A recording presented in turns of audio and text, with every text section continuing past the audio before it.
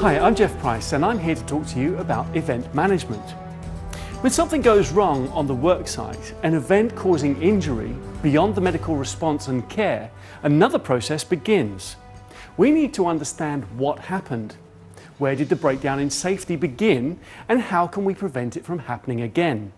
Our story today involves 4 important issues. Investigation, that is identifying root causes, taking proper actions to prevent reoccurrences, closeout of critical action points, information sharing and learning from the weekly report.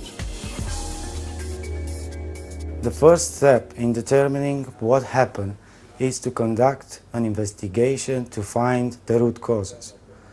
That is the basic reason of why the incident occurred.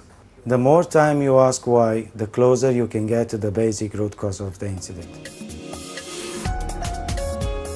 When starting and planning your investigations, use all the tools and expert advice that you have at your disposal. Start by referring to the Business Management System, specifically BMS 03-22-POL Incident Management Policy. Your plan will include preparing the right questions, talk to the right people, and look at the right things. This way you won't be rushed into hasty or incorrect conclusions. Following an accident, after you let the emergency response people do their job, there are other important steps to take. Establish an exclusion zone around the area to preserve the evidence. Take pictures of the scene. Note anything that is moved in the rescue operation. Isolate any equipment that was involved in the incident. It may need to be inspected by technicians. Take witness statements individually. One of the most important purposes of an event investigation is to prepare yourself to take action to prevent it from happening again. By identifying the root causes, understanding the weakness in the operation, corrective actions can be put in place to prevent a reoccurrence of similar incidents.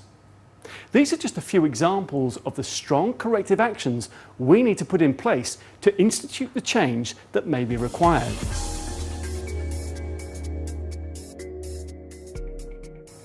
When actions have been prioritised, then comes the assigning of the responsibility of implementing the action to individual team members.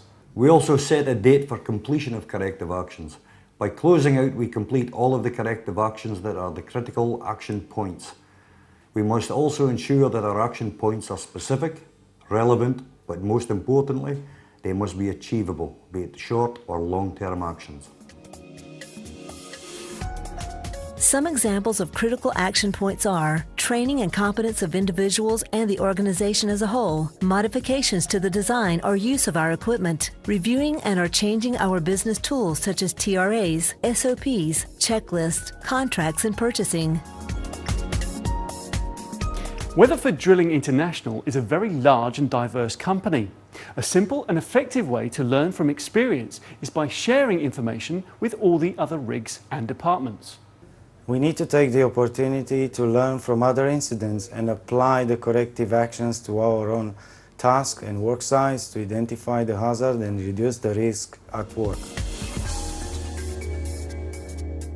I'm sure you will agree that it's better to learn from others' mistakes than from having an incident yourself or your team.